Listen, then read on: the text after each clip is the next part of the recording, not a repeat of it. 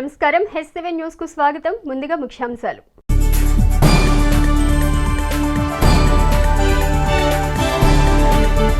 సంక్రాంతి పండుగ రోజున కొనసాగిన అంగన్వాడీల సమ్మె.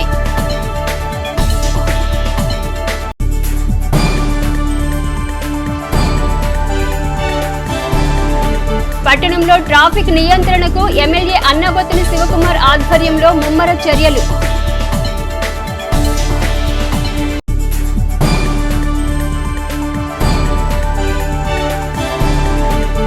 యువ క్రికెట్ అకాడమీ టీపీఎల్ సీజన్ 7 ను ప్రారంభించిన academy director Haridasu Gaurishankar, doctor Pavani Priyanka.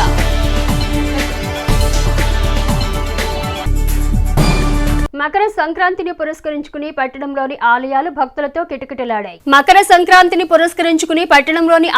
భక్తులతో కిటకిటలాడాయి. ఉత్తరాయణ పుణ్యకాలం ప్రారంభమైన పర్వదినం కావడంతో భక్తులు ఆలయాలలో స్వామివారిని దర్శించుకుని ప్రత్యేక పూజలు నిర్వహించారు.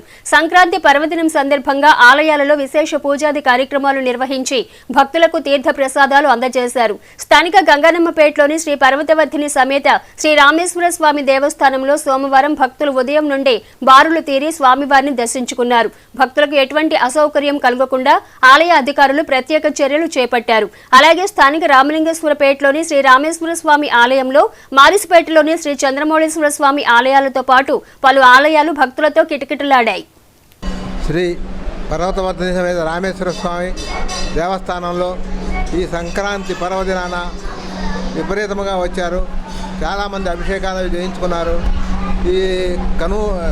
ఈ పండగ మోనాన భక్తులు చాలామంది మన దేవాలయానికి వచ్చి చక్కగా అభిషేకాలు చేయించుకుని ఉన్నారు. స్థానిక శ్రీ లక్ష్మీ పద్మావతి సమేత శ్రీ వెంకటేశ్వర స్వామి దేవస్థానం వైకుంఠపురంలో మకర సంక్రాంతిని పురస్కరించుకుని సోమవారం స్వామివారికి విశేష పూజా కార్యక్రమాలు నిర్వహించారు. స్థానిక శ్రీ లక్ష్మీ పద్మావతి సమేత శ్రీ వెంకటేశ్వర స్వామి దేవస్థానం వైకుంఠపురంలో మకర సంక్రాంతిని పురస్కరించుకుని సోమవారం స్వామివారికి విశేష పూజా కార్యక్రమాలు నిర్వహించారు. ఉత్తరాయణ పుణ్యకాలం తొలి రోజు కావడంతో భక్తులు విశేషంగా స్వామివారిని దర్శించుకుని పునీతులయ్యారు. పండుగను పురస్కరించుకుని ఆలయాన్ని ప్రత్యేక అలంకరణతో శోభాయమానంగా తీర్చిదిద్దారు. ఇదిలా ఉంటే ప్రతి ఏటా సంక్రాంతి పర్వదినాన నిర్వహించే స్వామివారి తెప్పోత్సవం అనివార్య కారణాల వల్ల రద్దు అయినట్లు సమాచారం. తెప్పోత్సవం రద్దు కావడంతో భక్తులు నిరాశకు గురయ్యారు. తెలంగాణ మద్యంను అక్రమంగా విక్రయిస్తున్న ఇరువురిని అదుపులోకి తీసుకున్న ఘటన సోమవారం పట్టణంలో చోటు చేసుకుంది. తెలంగాణ మద్యంను అక్రమంగా విక్రయిస్తున్న ఇరువురిని అదుపులోకి తీసుకున్న ఘటన సోమవారం పట్టణంలో చోటు చేసుకుంది. స్థానిక మారిస్పేటలోని 3 టౌన్ పోలీస్ స్టేషన్లో ఏర్పాటు చేసిన విలేకరుల సమావేశంలో CI yes Ramesh Babu case వివరాలను మీడియాకు తెలిపారు.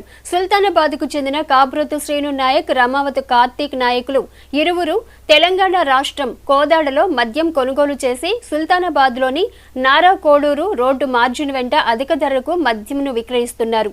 3 టౌన్ సిబ్బందికి అందిన సమాచారం మేరకు సోమవారం వారిరువురిని అదుపులోనికి తీసుకుని వారి వద్ద నుండి 50 మద్యం బాటిళ్లను స్వాధీనం చేసుకున్నట్లు సిఐ రమేష్ బాబు తెలిపారు. నిందితులను అదుపులోకి తీసుకున్న సిబ్బందిని ఆయన అభినందించారు. సమావేశంలో ఎస్ఐ విజయ్ కుమార్, ఏఎస్ఐ హైదర్ అలీ సిబ్బంది పాల్గొన్నారు. తెలంగాణ వెళ్ళి తెలంగాణ కోదాడ సమీపంలో ఒక 2-3 షాప్స్లో ఈ తెలంగాణ మద్యం బాటిల్స్, మ్యాన్షన్ హౌస్ సంబంధించిన బాటిల్స్ 50 బాటిల్స్ నిన్న నైట్ తీసుకొచ్చేసి అవి వాళ్ళు ఈరోజు అమ్ముతూ ఉంటే వాళ్ళని ఈవినింగ్ 6 గంటలప్పుడు వాళ్ళని పట్టుకొని విచారించాము.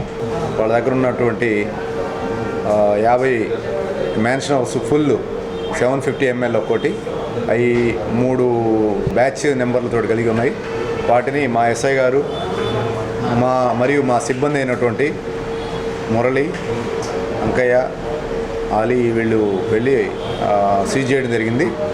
అదేవిధంగా ఈ రోజున వాళ్ళని కేసు నిమిత్తము crime number 12/24 under section 34A class 1 sub class 2 AP excise act ప్రకారం వాళ్ళని అరెస్ట్ చేయడం జరిగింది.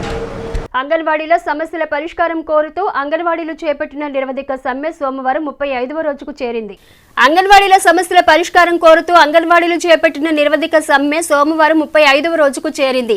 స్థానిక విఎస్ఆర్ ఎన్వీఆర్ కళాశాల ఎదురుగా ఏర్పాటు చేసిన దీక్షా శిబిరం వద్ద అంగన్వాడీలు ప్రభుత్వ మొండి వైఖరిని నిరసిస్తూ నిరసన వ్యక్తం చేశారు. ఈ సందర్భంగా అంగన్వాడీ యూనియన్ జిల్లా అధ్యక్షురాలు ఏవిఎన్ కుమార్ మాట్లాడుతూ సమస్యల పరిష్కారం కోసం అంగన్వాడీలు 35 రోజులుగా నిరసన దీక్షలు చేస్తున్నామని, అందులో భాగంగా పలు రకాలుగా నిరసనలు తెలియజేస్తున్నామన్నారు. ఎన్ని రోజులు గడిచినా అంగన్వాడీలపై ప్రభుత్వం మొండి వైఖరి ప్రదర్శిస్తుందని పేర్కొన్నారు.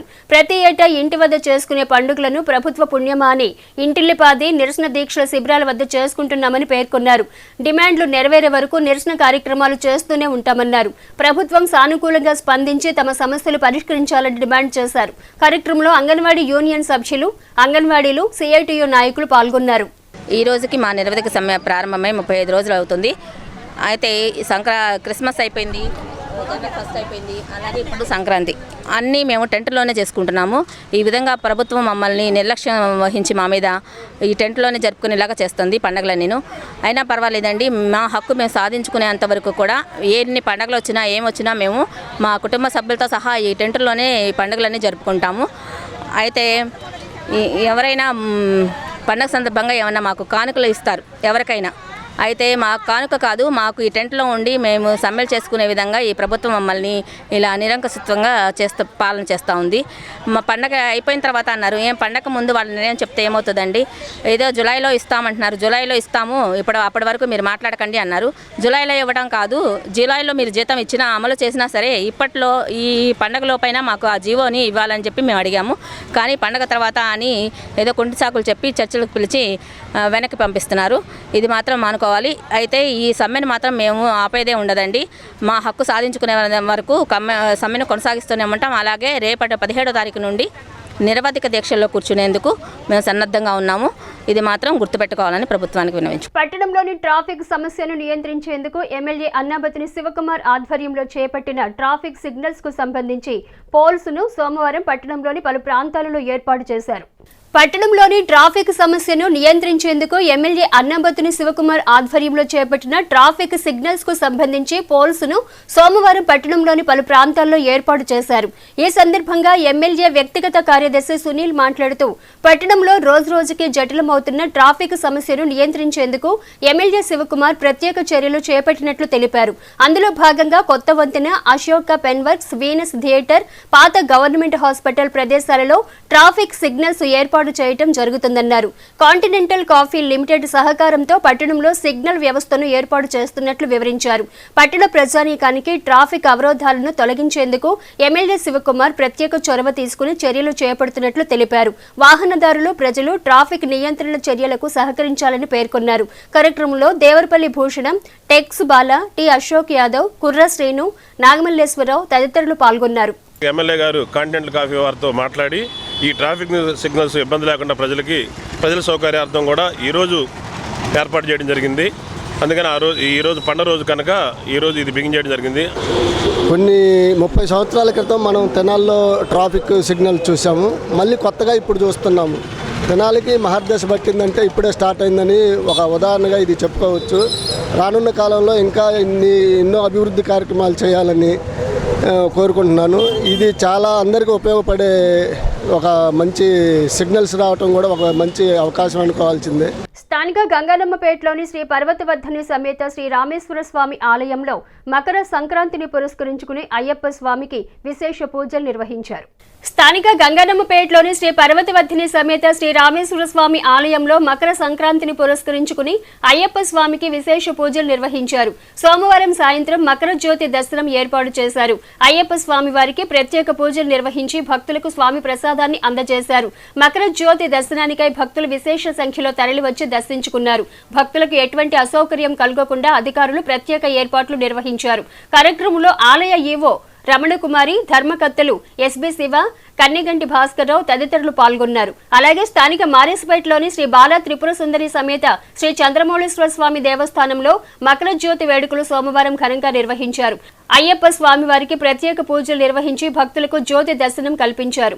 కార్యక్రమంలో ఆలయ కమిటీ అధ్యక్షులు గ్రంథి సేతు మాధవరావు, సభ్యులు పాల్గొన్నారు. అదేవిధంగా ముత్యంశెట్టిపాలెంలోని శ్రీ అయ్యప్ప ఆలయం, బాలాజీరావుపేటలోని ప్రధాన అయ్యప్ప దేవాలయాల నందు మకర జ్యోతి వేడుకలు కన్నుల పండుగగా నిర్వహించారు. భక్తులు విశేష సంఖ్యలో పాల్గొని జ్యోతిని దర్శించుకున్నారు.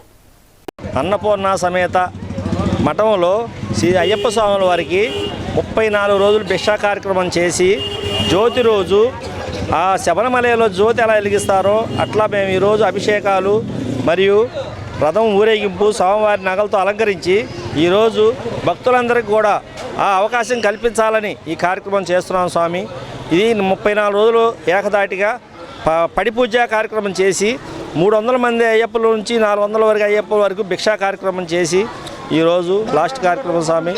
ఆ జ్యోతి దర్శనాన్ని అందరూ కలిపేయాలనే సంకల్పంతో శ్రీ స్వామి అయ్యప్ప భక్త బృందం తరపున ఈ కార్యక్రమం ఏర్పాటు చేయడం స్వామి. ఆటో కోసం ఎదురు చూస్తున్న వ్యక్తి నుండి 2 దారి దోపిడీకి పాల్పడిన ఘటనలో నిందితులను 3 టౌన్ పోలీసులు అదుపులోకి తీసుకున్నారు. ఆటో కోసం ఎదురు చూస్తున్న వ్యక్తి నుండి 2 దారి దోపిడీకి పాల్పడిన ఘటనలో నిందితులను 3 టౌన్ పోలీసులు అదుపులోకి తీసుకున్నారు.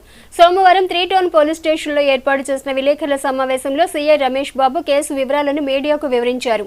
14వ తేదీ అర్ధరాత్రి 1:30 సమయంలో రైల్వే స్టేషన్ బ్రిడ్జి దగ్గర గల సాయిబాబా గుడి సమీపంలో ఆటో కోసం ఎదురు చూస్తున్న ఫిర్యాదుదారుడు సుబ్బారావు వద్ద నుండి మల్లెపాడుకు చెందిన వరగాని ఆనందవర్ధన్, ఆర్ఆర్ నగర్కు చెందిన షేక్ సంధానీలు ఇద్దరు తన వద్ద ఉన్న నగదును బలవంతంగా లాక్కుని పారిపోయారని సుబ్బారావు ఫిర్యాదు మేరకు సిబ్బంది దర్యాప్తు చేపట్టగా 15వ తేదీ సాయంత్రం ముద్దాయిలను రైల్వే స్టేషన్ సమీపంలో అదుపులోకి తీసుకుని వారి వద్ద నుండి 1000 రూపాయలు స్వాధీనం చేసుకున్నట్లు తెలిపారు. సమావేశంలో ఎస్ఐ విజయ్ కుమార్ సిబ్బంది పాల్గొన్నారు. జలసూత్రం సుబ్బారావు అనే అతను ఫిర్యాది. అతను ఒంగోలు నుంచి ఏదో పని మీద పర్సనల్ పని మీద వెళ్ళి ఇక్కడ పెద్దవడ్లపూడి సంబంధించిన అతను మంగళగిరి దగ్గర ట్రైన్లో దిగి పోవడం కోసము మంగళగిరి పోయే రూటు అంటే సాయిబాబా టెంపుల్ దగ్గర అతను వెహికల్ ఎక్కడానికి ట్రైన్ నుంచి దిగిన తర్వాత వెహికల్ ఎక్కడానికి దగ్గరికి వెళ్ళి ఉంటాడు.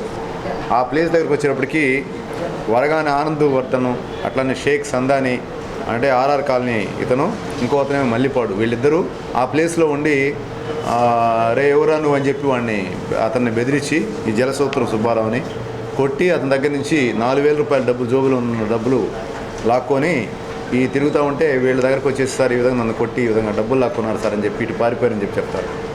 దాని మీద ఒక కేసు ఎఫ్ఐఆర్ చేయడం జరిగింది. వాళ్ళు ఎవరైంది అనేది మా దగ్గరలో ఉన్న సీసీ ఫుటేజ్లు కానీ వాటిని వెరిఫై చేసిన తర్వాత వాళ్ళు పలానా వాళ్ళు సందాని వరగాని ఆనందవర్ధన్ అనే వాళ్ళు ఐడెంటిఫై అయ్యారు. దాని మీద వాళ్ళని తీసుకొచ్చి ఈ రోజున వాళ్ళని కూడా కేసు రిజిస్టర్ చేసుకొని వాళ్ళు రిమాండ్ చేయడం జరుగుతూ ఉంది. ఇలాంటి కేసులు ఆల్రెడీ మేము ఈ 7 నెలల కాలంలో 3 కేసులు చేశాము. ఈ విధంగా ప్రజలు భయాందోళన గురి అయ్యేటట్టు కొట్టడము, వాళ్ళ దగ్గర నుంచి డబ్బులు లాక్కోవడం ఇది చాలా నేరమైంది, హీనమైన కేసులు ఇవి. అది ఎట్టి పరిస్థితుల్లో కూడా తెనాలికి మంచి పేరు ప్రఖ్యాతులు ఉన్నాయి. ఇలాంటి ఏరియాల్లో అట్లా చేయకూడదు.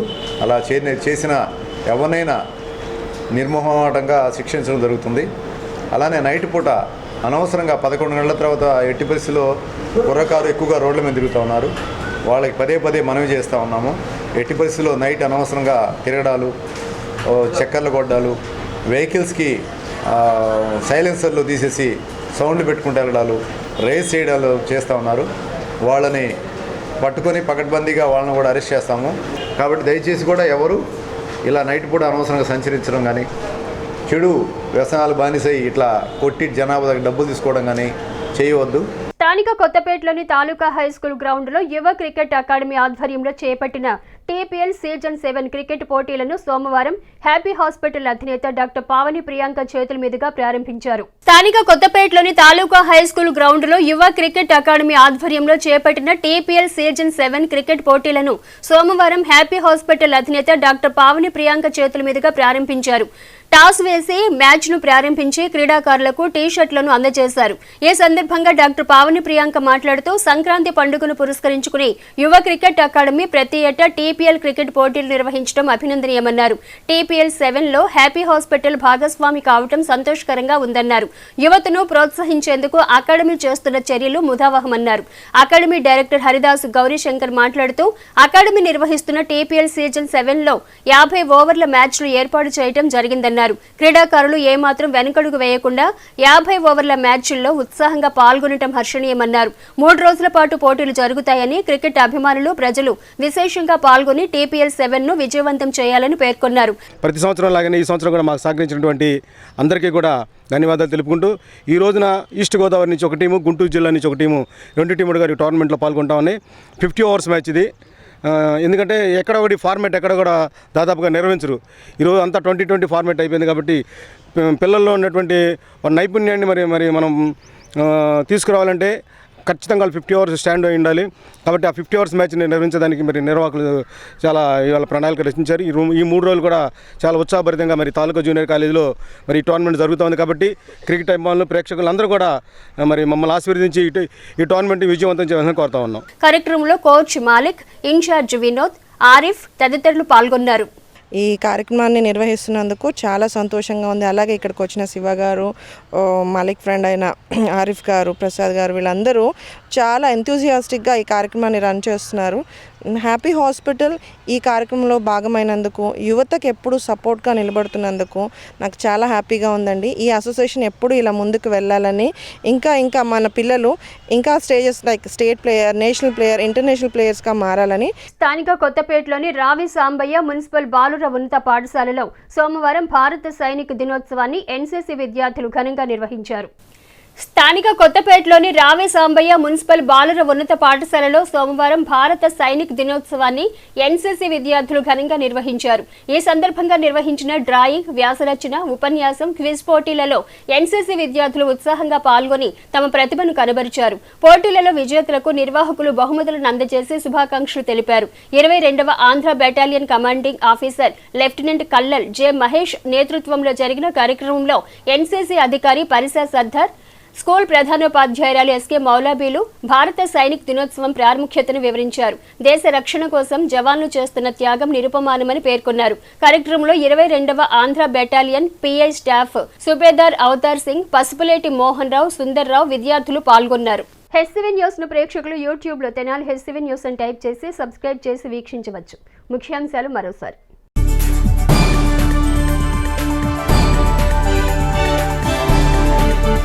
సంక్రాంతి పండుగ రోజున కొనసాగిన అంగన్వాడీల సమ్మె.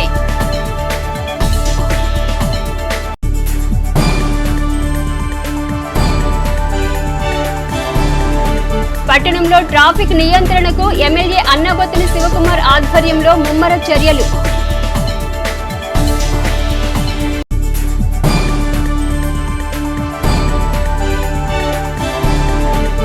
యువ క్రికెట్ అకాడమీ TPL సీజన్ 7ను ప్రారంభించిన academy director Haridasu Gaurishankar, doctor Pavani Priyanka.